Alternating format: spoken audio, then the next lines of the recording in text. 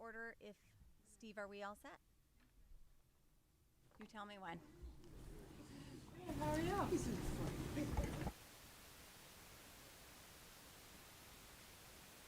Good evening, everybody. I'm going to call our special meeting of the Cromwell Board of Education to order at 7:37. Thank you for your patience. Lisa isn't with us tonight, so I'll just do a quick roll call of the board members. Mr. Heisman, Mrs. Lamb, here.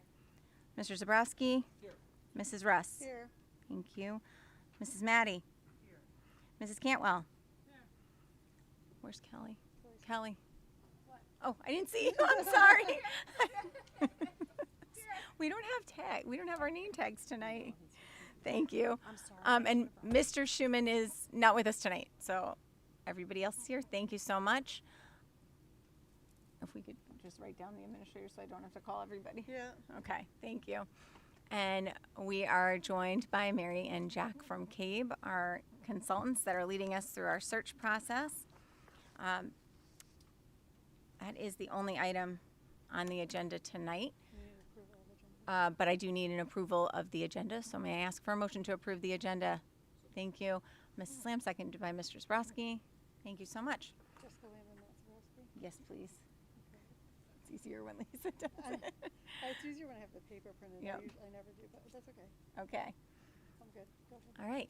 So tonight we're here, I want to preface before I turn it over to Mary and Jack, a huge thank you to the community for participating in many focus groups, sharing their thoughts, opinions, ideas about the future of our amazing schools and our school leadership. And also for the many, many people that took the time to fill out a very detailed survey. We got tremendous amount of feedback, and I know people are inundated with a lot of things on their to-do list. So much appreciation for folks who took the time out of their busy schedules to provide us that input and that feedback. It is so important to us, as we have said many times here. This is the most important part of our work together. So just huge appreciation for the many members of our community that gave us their time, insights, and ideas as we move forward in this process. Anyone have anything else you want to add? Okay, then I will turn it over to Mary. Great. Thank you very much. It has been a real pleasure getting to know Cromwell more deeply as a result of the focus groups and the survey, and we've really enjoyed our time with everybody who's participated. So I'm going to go through this in some details so that people are watching this, right? So that they will be able to also hear. But there are copies of the leadership profile here. So if anybody didn't get one and is interested, they'll be available, after. So we conducted between, in early April, 9 focus groups and interviews, and spoke with 61 people in person. And we also had 149 constituents participate in the survey, which was terrific. And I just want to give a special thanks to Lisa Hicks and Michelle DeMoro for getting the word out and encouraging that participation, because we can't do that ourselves. We really rely on the district to take care of that. There's actually a typo on the top of page 3. It says that there were 211 people total who participated. It should actually be 210. You had 61, again, participate in interviews and focus groups, and 149, looking under survey responses, 149 total participants and it says 168 down below. That's because some people identified themselves under multiple categories. So, any questions about all that? We'll move on to... So what were the strengths of Cromwell? Your participants really feel like the Cromwell Public Schools benefit from a strong foundation rooted in people and relationships and a shared commitment to students, a deeply held value of commitment to students. You have a dedicated and caring and high-quality staff. Your teachers, your paraeducators, and support staff are deeply committed, professional, and very caring toward your students. And they go above and beyond to ensure students are successful. We saw staff collaboration, found it to be very strong, morale is high, and retention is notable.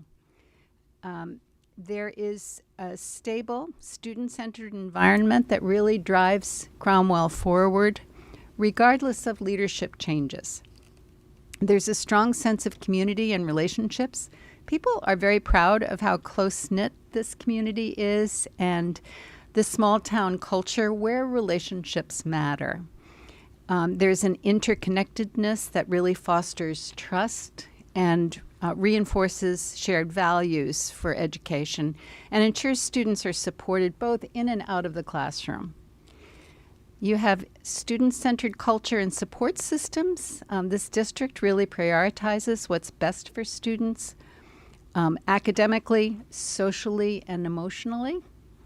And staff personalize learning. Students feel known and supported and valued, and the district culture really reinforces those high expectations and compassion and inclusivity. Your students, I had a wonderful focus group with your students and just was so impressed by them. There were quite a few of them. They were reflective of the diversity of the community and just were such impressive ambassadors for you. Small class size and personalized learning are very valued here. Students benefit from consistent relationships as they progress through the system.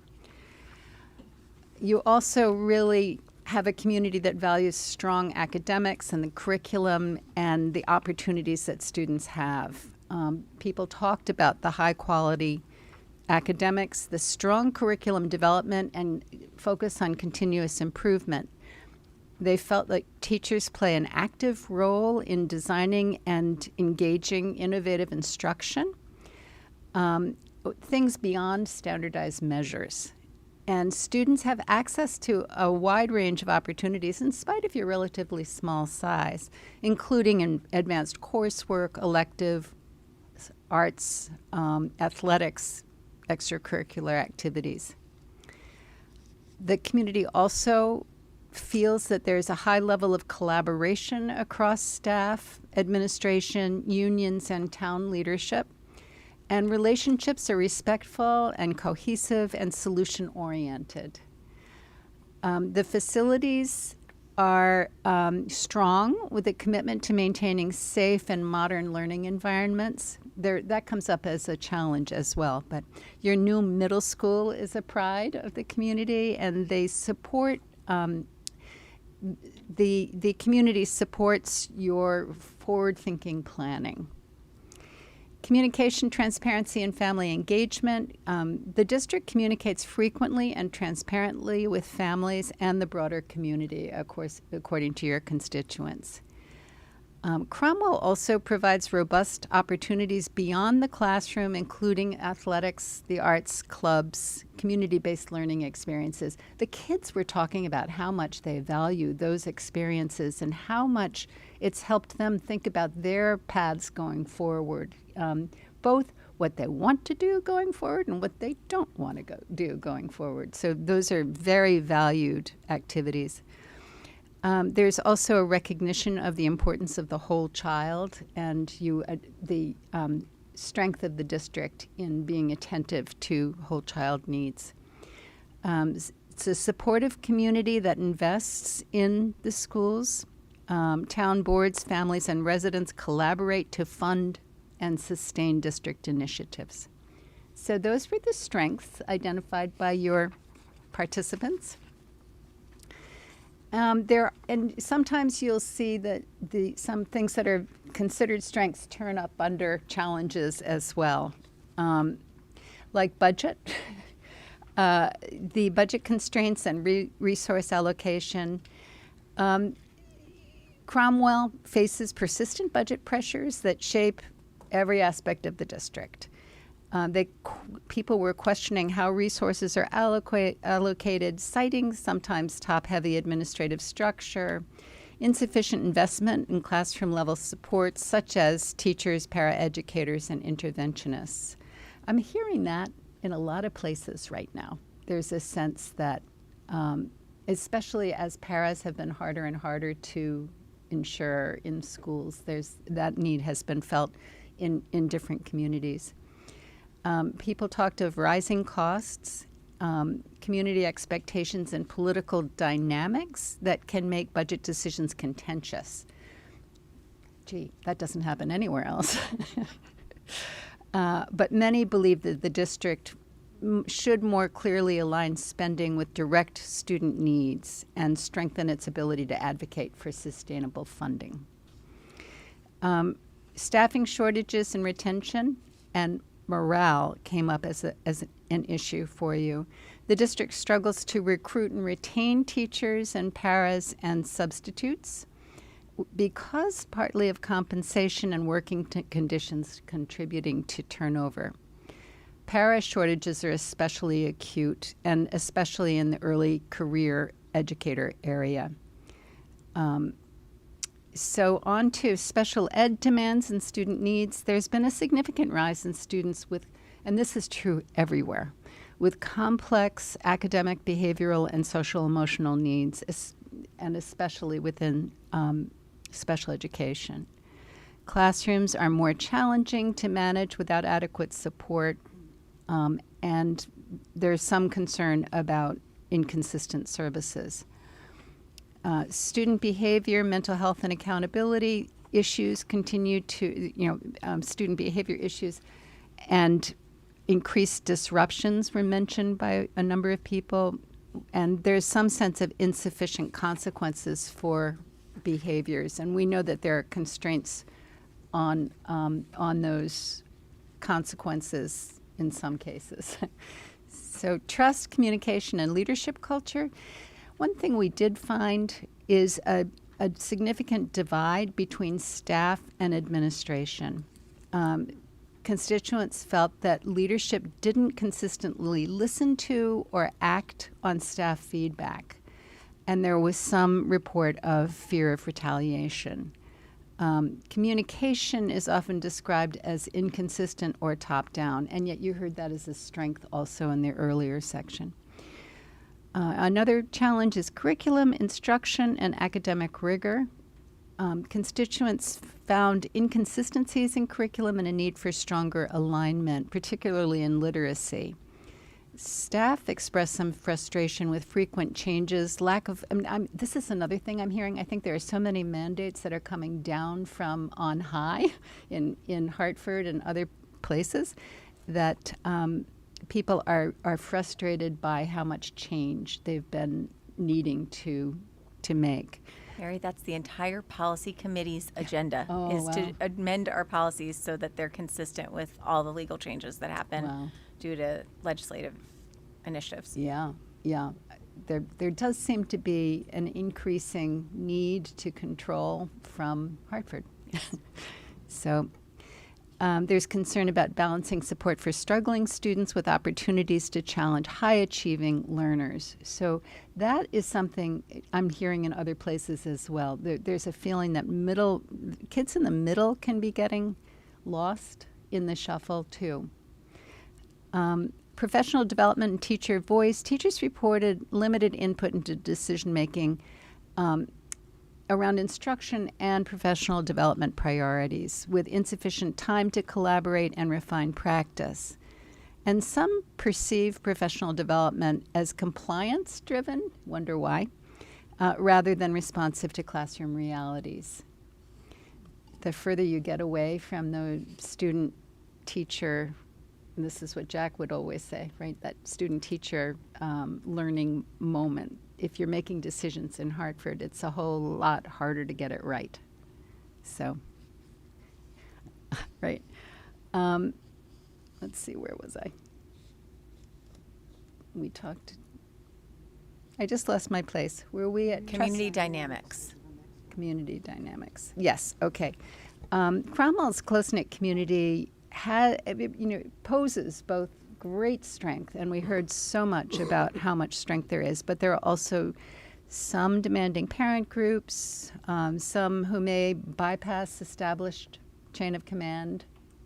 And social media can amplify concerns and misinformation. And you also do have some differing political and social viewpoints that create attention. Consistency, systems, and organizational coherence. There seem to be inconsistencies across the schools regarding discipline, communication, expectations, and student support. Systems aren't always aligned or reliably implemented. And with leadership turnover and shifting initiatives, there is a sense of instability created. Facilities, infrastructure, and safety. Some facilities are state-of-the-art, as you well know, and others require some attention. And there's a sense of inequitable investment across schools. People are concerned about safety, both physical and emotional, and student behavior and security measures. And they feel that this is going to require some strategic planning and continued investment. Student engagement, attendance, and opportunity gaps. The district faces challenges with student engagement, including absenteeism, declining attention spans, impact of technology. I wonder if there's any district in the country that couldn't name this as a challenge, but people are concerned about the impact of smartphones and AI on students' brains. And C gaps in opportunities for advanced learners, for career exploration and enrichment programs. And expanding pathways and increasing engagement are really important to meeting diverse student interests and preparing all learners for future success. I'm seeing you nodding. You are very much aware of that. So at this point, I'm going to just introduce the data from the survey about what Cromwell constituents say they're looking for in a new leader, and then Jack's going to go into the detail behind that, right? It's possible. So what was very interesting, this is divided into expertise and then qualities. There were two, I have never seen this happen before, which is very interesting. There were two areas of expertise that the majority of your constituents by far thought were most important. One is building trusting relationships with students, staff, and community, and the other is communicates and collaborates effectively in schools and community. Now, those are usually numbers 1 and 2. What's different is how much more overwhelmingly they rose to the top here. And it was true, what I have presented to you is people's number 1 choice. As they took the survey, they were asked to rank 1 to 5 on the most important areas to them. So number 1, almost 36% selected as number 1, the building trusting relationships. It's a lot fewer, but communicates and collaborates effectively was 16%. But if you look at the people who had those areas in their top 5, it was 87% for builds trusting relationship and essentially 80% for communicates and collaborates effectively. Is that clear to everybody? Nothing else had the majority of your constituents. So if we look at the qualities, there were 3 key qualities that rose to the top in people's first choices. One was somebody who's accessible, approachable, and visible in schools and community, really important to people. And that was 29% of your survey participants. And then trustworthy, honest, and respectful was essentially 22%. And then keeps students' growth and well-being, the primary focus, was just under that at almost 20%. They also were 1, 2, and 3 in the top 5 choices.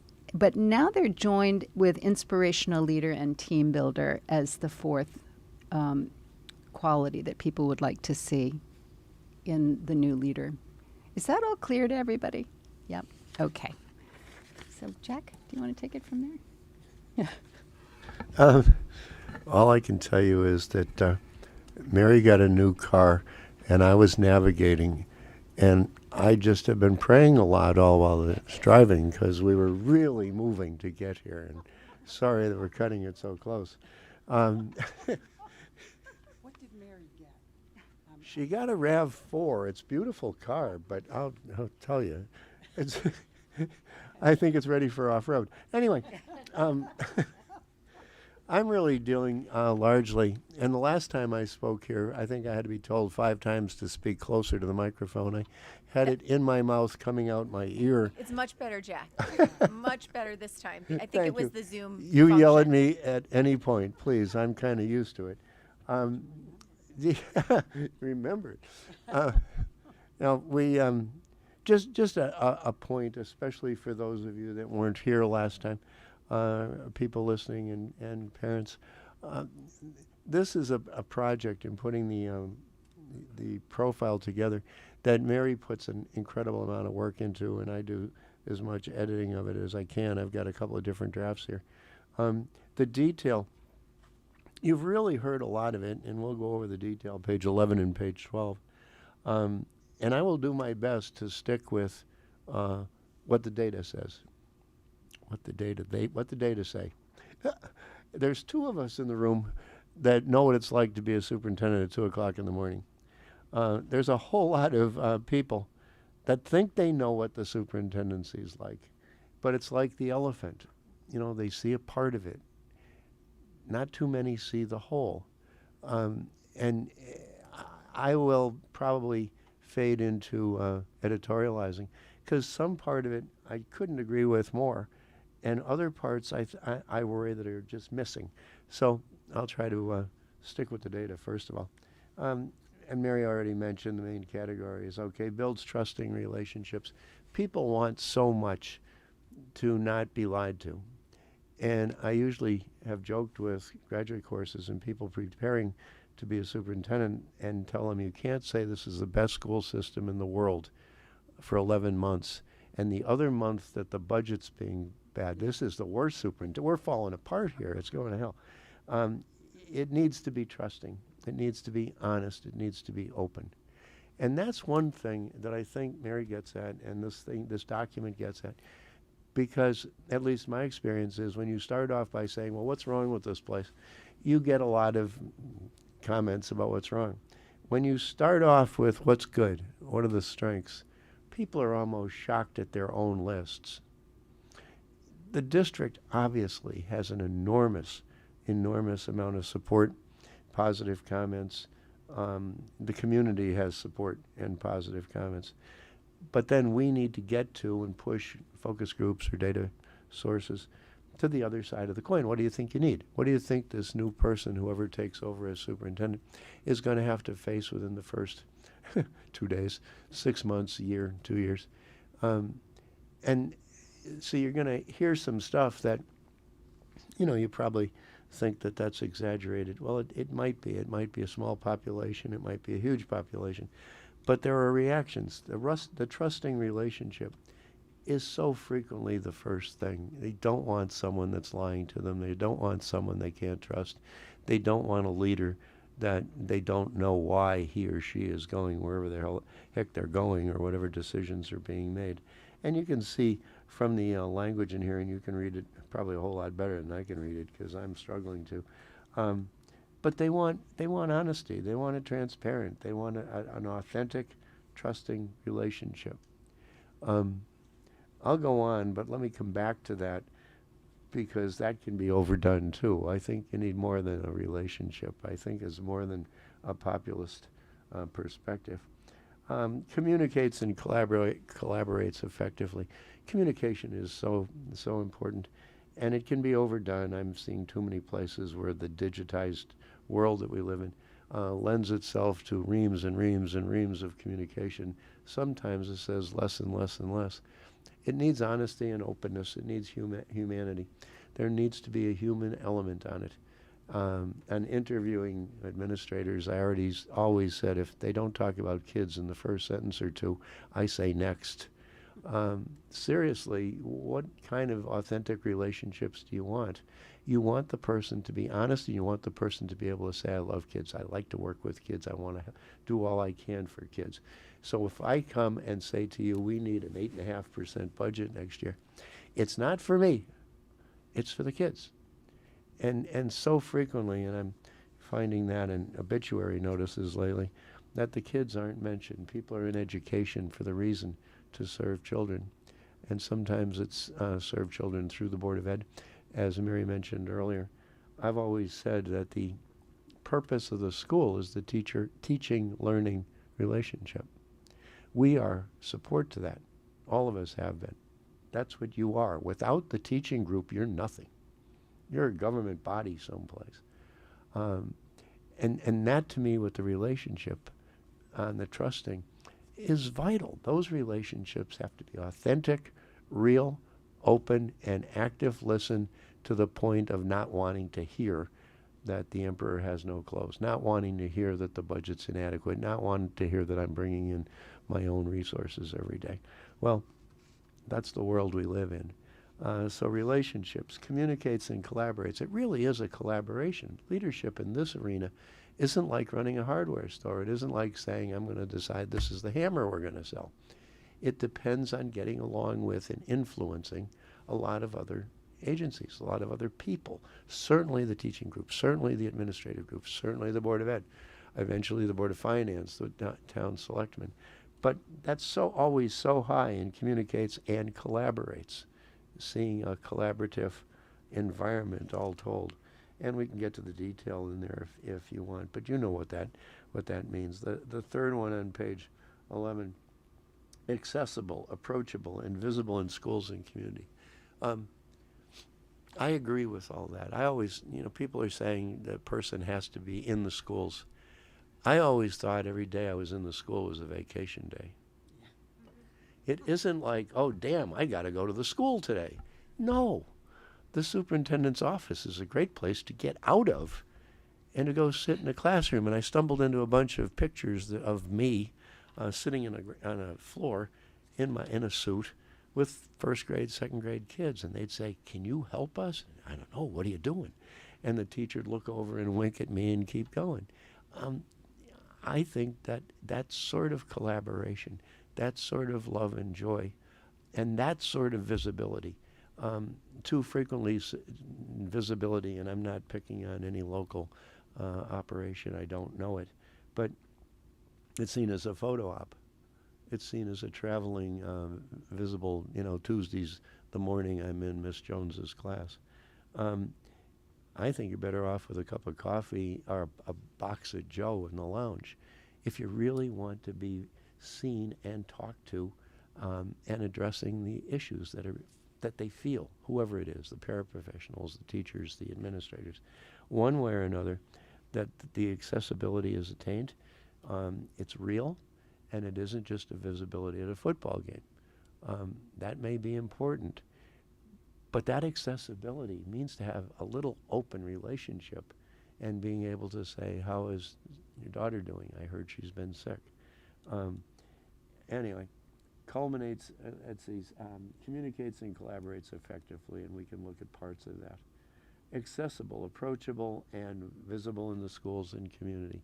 If you're too visible in the community, you're probably not doing the job back in the office, I know my predecessor got in trouble for being out and getting coffee at a Dunkin' Donuts. I would have been fired in the first week if that was the problem. But how do you get that accessibility? How do people see you? People know you? That's vital. They need to develop the trust, the relationship, the communication, so they feel comfortable coming, calling, walking in the door and saying, my kid's in trouble. How do you save time in the day for the emergency that the parent walks in tears? It happens. The telephone calls, you don't feel like you're calling Fidelity and getting shuttled from a robot to robot, but rather I need to get to someone that can help me. Those things are easier said than done. But if they're not maintained, pretty soon the person's seen as isolated. The person's seen as a introvert. The person's seen as I'm not doing the job. And I'll get to back in a personal perspective of some of that. Trustworthy, honest, and respectful. Sometimes both of them are pretty hard, especially respectful. It's hard to have rocks thrown at you and be respectful. I had told some group one workshop we did, at one point we had video of a community in Connecticut, and I can think of at least two of them, where the board meeting broke out in a fist fight. Their people were throwing rocks. I mean, literally fighting, punching the daylights out of each other, and they had to have police there. That's not good governance.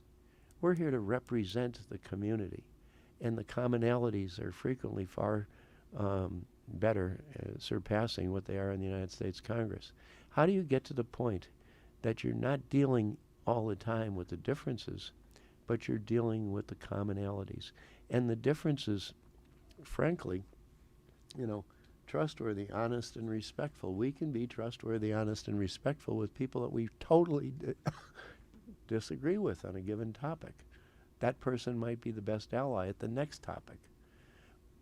If everybody agreed, we'd only need one. Everybody else go home. We're going to have disagreements, and you need to have a superintendent who is able to show respect and accept personal criticism of the school, criticism of people that shouldn't be criticized in public, and those things, and we can get to the questions that got to them or the focus groups that got to them. But it's common. It's common in so many of them, and you have it too. When you get past the strengths and when you get past the challenges and get to what are you looking for a person, what sort of characteristics do you want, what sort of expertise do you want. Student growth and well-being is the primary focus. It really should be on everything. The budget isn't a numbers document, it's a values document. You're going to get your so many millions of dollars. Now, where are you going to put it? And those are values. Is how important is class size? How important is phys ed? How important is our pathways to career exploration? It's really a values document. And the student growth, the student needs should be the primary issue on the values. And you can read that there, the students. Well, it's easy to say it and not mean it. It's easy to get away from it. You want to find a person who that really and truly is what he or she's about. Loving to deal with kids and wanting to make the school better. And if the school isn't right, fixing it for the kids. If the teacher isn't right, fixing it for the kids. And I worked for 20 some odd years at the State Department of Ed in Massachusetts and can really empathize with compliance as the generating professional development. They're at a different level trying to orchestrate 169 cities and towns. And some of them have never been in the position that you're in or the administrators or teachers are in. And they don't understand that the subjects have to be individualized. Some people will learn to read automatically at the age of 3, and others will need phonics right up through a late era. Many in the State Department frequently don't understand what it's like to really deal with different kids. Keep the growth and well-being as the primary focus. And the person, as you're entertaining candidates, as you're interviewing, see who you think really will keep kids as the number one focus. Not keep you as the number one focus. Not keep the board, not keep the finance, not keep the budget. Keep the kids. And you keep the curriculum because that's what the kids are supposed to be able to do. And you keep instruction because that's serving the kids. And when you've got a group of teachers, I was thinking the other day, crazy thought, but when you have a resource that costs $200,000 and you have another resource that costs $2 or $3 million, how do you play that game? Well, the superintendent may cost $200,000, but the teachers cost $2 or $3 million. And you got to use that expertise. The expertise of a public school system in the United States is unbridled. I mean, it's unbelievable. They go from probably could make nukes as a physics teacher to trying to get special ed kids to be able to tie their shoelaces. And that's the norm. That's what this is all about, bringing together phenomenal expertise and being able to orchestrate it well enough that you get that incredible value and love and respect. And we were referred to as magic at one point, and it made us feel so good. This last page, in page 12, is really trying to make a conclusion of the whole research study. And it is a research study, and it used technology to help with the analysis, and it used individual analysis to try to editorial, you name it. So where is it the product of technology, and where is it the product of data source? I hope it reflects what your population said and wants. From a little bit of expertise beyond the population, you need people that know their expertise. They're not going to know how to teach physics and teach first grade. So they'd better respect the daylights out of the people that teach physics and teach first grade or teach middle school or teach math or teach English. They'd better love teaching and have respect for that whole group and develop a camaraderie that says, together, we can do this really well. Divide it. Anyone who thinks it's management first labor, like it might be in that hardware store I mentioned, doesn't understand public service. Sure as the daylights doesn't understand public education, where the kids are so different, and some are broke, and some are brilliant, and the spread is enormous, and we've got to come up with a way to deal with that. And I think my view of the total package here is that the strengths are awesome. The challenges are there, and they're in most school systems. The conclusion is, how do you not lose any of the strengths? How do you take the strengths, and we call them challenges, we don't call them weaknesses, because the strengths may be what you need to focus on to maintain it and expand it, and the challenges may be what you need to focus on if you want to keep the ship afloat. It's both.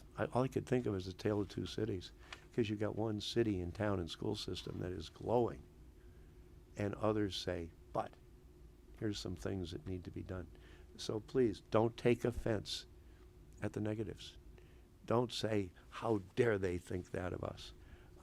Think that there's someone out there, some people out there, that want better relationships, better communication, better expertise. And the expertise, I think, and I used to joke about it, and I mentioned orchestrating Boston Pops, is kind of like the skill. Because to a degree, you don't need to be able to play the violin or teach first grade. You don't need to be able to teach physics. You need to understand what's good education in first grade. You need to recognize good education in physics and everything in between. And be able to say, we need to do it differently, or we need to recognize and reward what's going on. But it takes the orchestration to make the whole thing fit. And that's who you're looking for. That's what you're looking for. Thank you. Thanks, Jack. So what we'll do with this, before we open it for any questions that you have, this would be the guide for analyzing your candidates whom you want to bring in for interviews, for thinking about questions that would get at the strengths and challenges and unearth whether the individual is the right fit for Cromwell at this point in time, and that kind of thing. And so this will help, again, generating questions and helping you with your consideration of your different candidates. So, questions?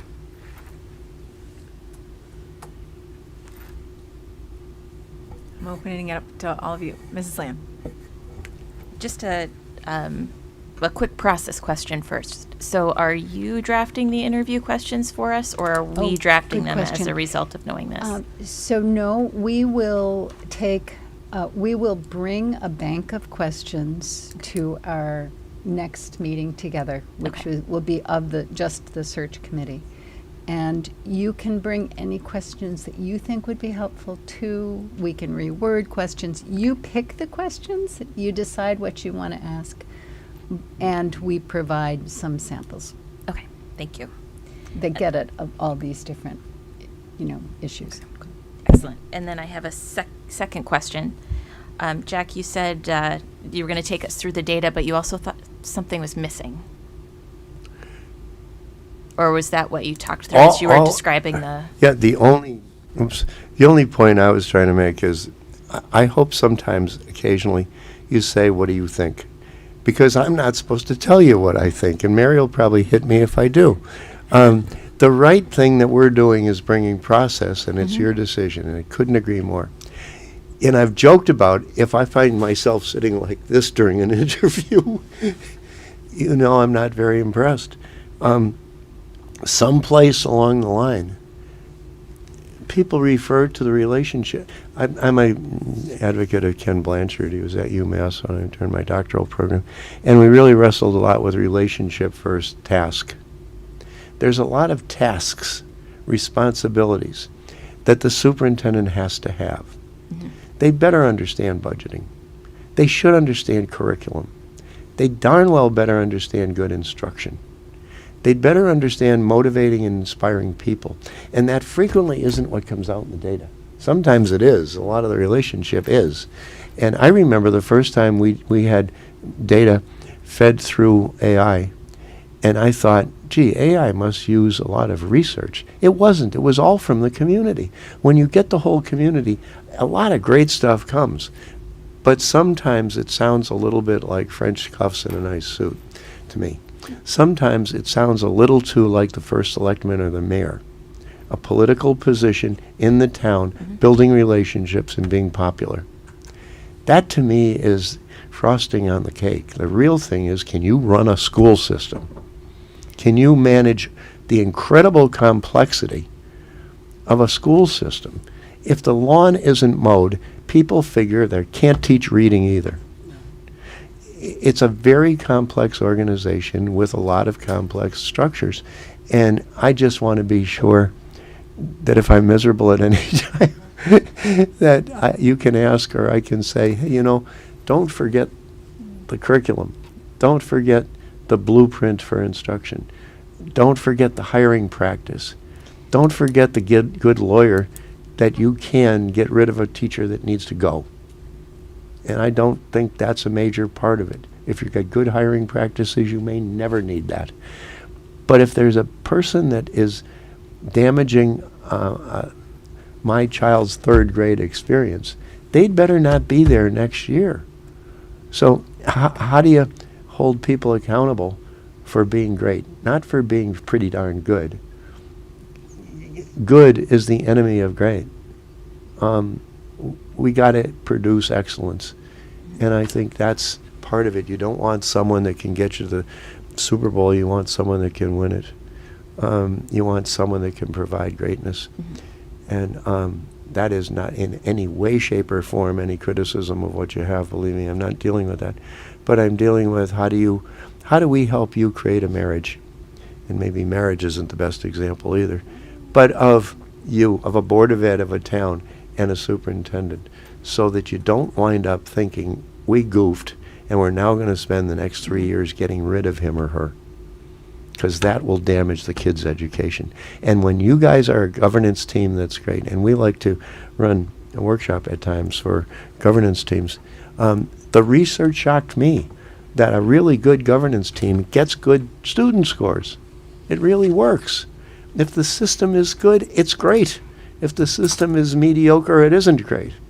And I had a book on my bookcase facing out that said, if you don't feed the teachers, they eat the kids. You know, and that isn't just humorous. It's humorous. But teachers have to be happy when it's Monday morning. Teachers have to be humorous when it's Monday morning. And that means we got to create an environment that's joyful. Yeah. That's. I hope I answered your Completely question. agreed. Can I ask a follow-up? Sure, but I just want to let everybody know that this portion of our meeting is public, and then we will talk with Mary and Jack with specific updates about our search. So I just want to save those questions for the search committee meeting. But yes, please go ahead. Sure. So from a just follow-up perspective, this survey was definitely focused around leadership qualities and values and things like that, which I completely understand, and it was awesome feedback that we got from the community and everybody that participated. I am not in the education world. So as we go through this process, you know, you mentioned there's some basic, you know, the ticket to just even be at the party, you know, you've got to have certain qualifications. So are you also helping us tease out what are those basic qualifications? Okay, so it's going to be, we're not just asking questions about leadership values and how they build community and culture within the school system. We're also talking about experience based on whether you've been a superintendent before or how you've helped build. Okay. Yes. So you're going to help us with the whole package of questions. Yes. Yes. Okay, I'm good. Thank you. Thank you. Mrs. Maddie. As I went through this, okay. As I went through, okay. See, Jack, I can't even do it. And I've been practicing longer. As I went through this, there was a part of me that said, oh my God, this is 1973 all over. A lot of what was described here, in which both there are things that are antithetical to one another, but are also sort of cooperating with one another, the strengths and the weaknesses that can be both strengths and weaknesses. The situation with kids, with the one or two kids in a classroom who can disrupt and create a situation that is difficult for the teacher as well as the students to learn. Believe me when I tell you, 1973 was an amazing year. And I was only 23 years old, but when, you know, one of the students dropped his pants in front of me, I said, okay, so where did this come from? It was there a question? something, yes. Okay. Yes, comments first and then a question. Okay. It was amazing to think that we had such a varied group of students. As you said, the students who are being taught physics, the students who are being taught how to tie their shoes. But in the end, what I think, and I'm not sure that we can see data for this, and I'm not sure that it's easy to evaluate, what I think it comes down to is personality. I can tell you that, and I say this with 100% authority, that if your child comes home and says, I really enjoyed, I just happen to teach English, but if I really enjoyed English today, I'm hoping that they're not, now I'm talking about high school kids, I'm hoping they're not going to explain a certain etymology that had, let's say, rather sexual connotations, but were very important to the story and to the play of Romeo and Juliet. But what I know is that they went home to talk about that class because, one, they liked the teacher. Donna, Wait a I'm minute. so sorry, but we only have. I we know, have to- I know. Okay. But Matt didn't raise his hand yet. Well- One, they liked the teacher. Two, they found it enjoyable. And that was before screens and devices and this kind of thing. I don't know how you evaluate that in a superintendent, but I think that person having the personality in which you can tell that he or she loves kids, that he or she has a personality and can be both strict about policy when she has to, and also understanding that maybe this criticism of her has to be looked at. Do you agree with that? And do you agree, there's the question, do you agree that sometimes data doesn't show that? Sometimes even interviewing that person face to face doesn't show that. And the perfect example is the number of superintendents in our area who have been hired and frankly should have never been hired in the first place, but there was something there, either desperation on the part of those systems, but there was something there that made them seem like a good hired person, a good person to be hired. Do you agree with that? That sometimes data actually- doesn't show that part. Yeah, I mean, I do think that one of the keys for successful superintendents is that the individual loves not just kids, but people. And I mean, that's huge, and knows how to relate to people from all backgrounds. And the ways that you need to really tease that out involve things beyond the application. It really is heart-to-heart reference checks, really deep reference checks. And you can get a sense of the personality during the interview if you ask the right questions. Who does that, though? Who checks the references? Well, you are welcome to help check the references, but we do it. So we're happy You to two do it. Okay. But we're also happy to share that responsibility because I think it's helpful when board members hear from references and have that direct opportunity. Now, many people just don't have the time to do it and serve on the board, so we will do it, but we're happy to share that.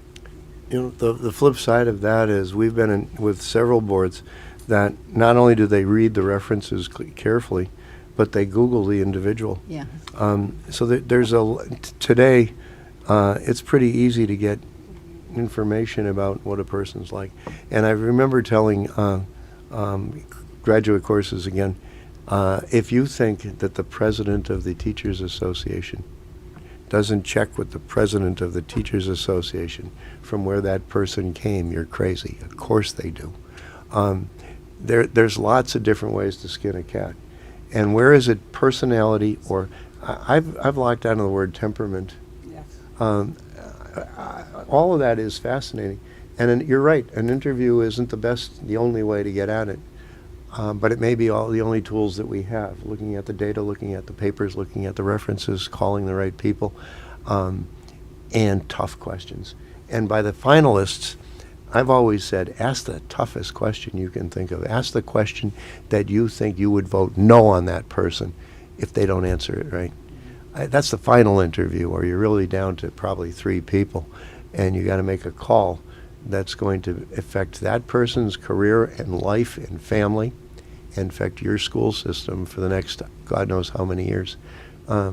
These are vital interactions that you're talking about, and you just don't want it to be glossed over.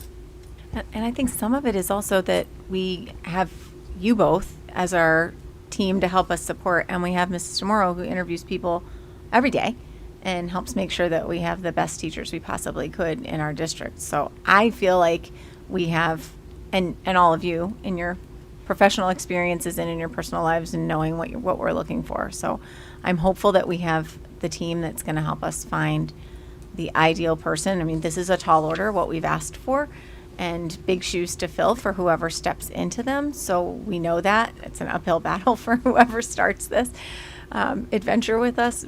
But I really am confident that we have a lot of expertise around this table to be able to help us get there.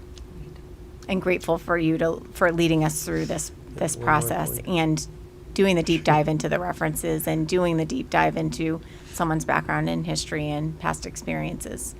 So Right. thank you for supporting us through this. If I could make just one more point, and I know too many, but it's a two-way interview. If the candidates are good, they're interviewing you as much as you're interviewing them. If they're not good, they're saying what they think you want to hear. If they are good, they're testing you. And if you get so that you are a good Board of Ed, and I'm assuming from everything I've seen you're a good Board of Ed, in spite of being on a screen. No, never mind, I'm kidding. That is why a person wants to choose to be here. If you half of you have red ties and the other half have blue ties and you make vulgar gestures at each other, who wants to take that job? But when there's a commonality, and it's usually about loving kids and wanting the best for kids, you'll sell Cromwell to the candidate. I just also say, sitting in a room with your students would sell anybody. They were so, and what they said, just about how every single one of them felt so supported and loved and given opportunities. And if the opportunity wasn't right there, somebody would help them design it. So it was really extraordinary to have that time with them and really get at the heartbeat of the district. So thank you for that.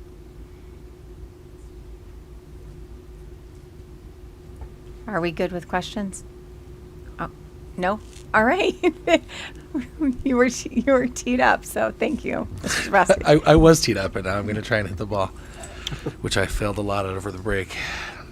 So I thank you so much for taking all this data together and compiling into this wonderful summary. I was really pleased to see as a teacher that we had a significant response from the Cromwell teachers in both the focus groups and in the survey responses. I feel like they gave themselves a pretty strong voice in this process. I was really also happy to see that parents and guardians were another significant participant group in the surveys, particularly. So I'm enthusiastic that families and teachers are fairly well represented in this data. What I'm curious about is there a way for us to see just the data from teachers and just the data from families and just the data from students, or would that be too big of an ask? Or would you advise against it? That's okay too.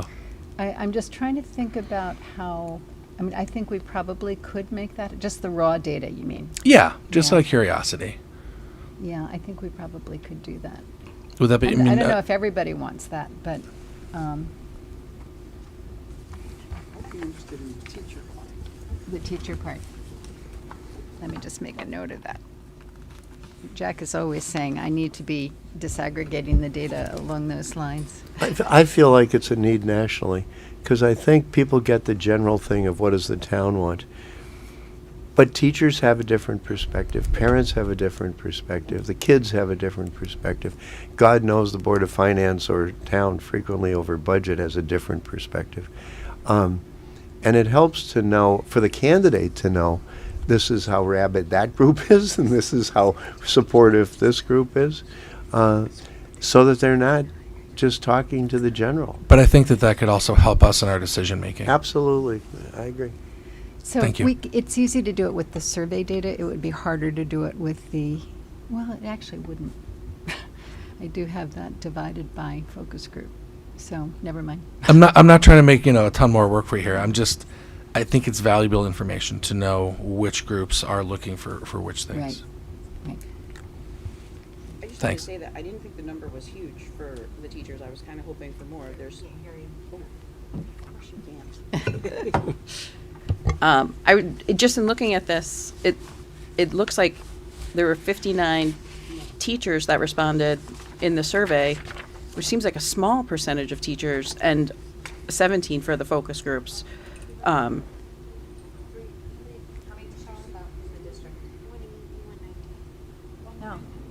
No, that's not Teachers. bad. That's more than a quarter then. Teachers? 190 teachers? Yeah. Oh, I thought it was I'm sorry. I thought it was 212. But I kept. So it's It's close. So it's a higher percentage than I thought. I thought Yeah. that number was higher. Yeah, And, it's I mean, way more. and- It's way and- more. and we- as In a- survey world, yeah. In survey world, I think that's good, especially, obviously being an educator, as many of us in this room are, taking the time, even 10 or 15 minutes to try and do a survey. By the time I get home, I've kind of forgotten that I was going to do that, unless I put it on my list of things to do, right? And finding the time during the day is, a near impossibility most days. So I was kind of, I don't know, at least percentage-wise, I thought it was pretty significant. But yes, I would like to have seen all 190. Right. And I think we probably could have figured out a way to get the students to respond differently, because they only would respond if the parent showed them the survey to do it. They didn't really get, and I think some of the questions were not. I did a little debriefing with 20 high school boys over vacation to ask them if they looked at the survey, and then when I pulled it up, they didn't really understand some of the questions because they were much more high level than some of them, and we had great discussions about what a superintendent does and what they want to see, but that was not, the survey was just not easily. days. They just care about for- the snow days. They do. And the cell phone policy, which I won't bring it up again here because everybody will flip out, but yes, cell phone policy. I did actually begin the conversation. I shouldn't be telling tales out of school, but I did start the conversation asking students what they knew about the role of a superintendent. And number one was snow days. Oh, I get emails. Yeah. They're not scared to email me. They're not afraid.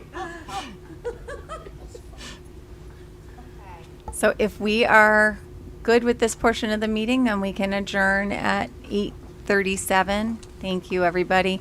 And I'll ask members of the board and Mary and Jack if you guys can stay for just a few minutes.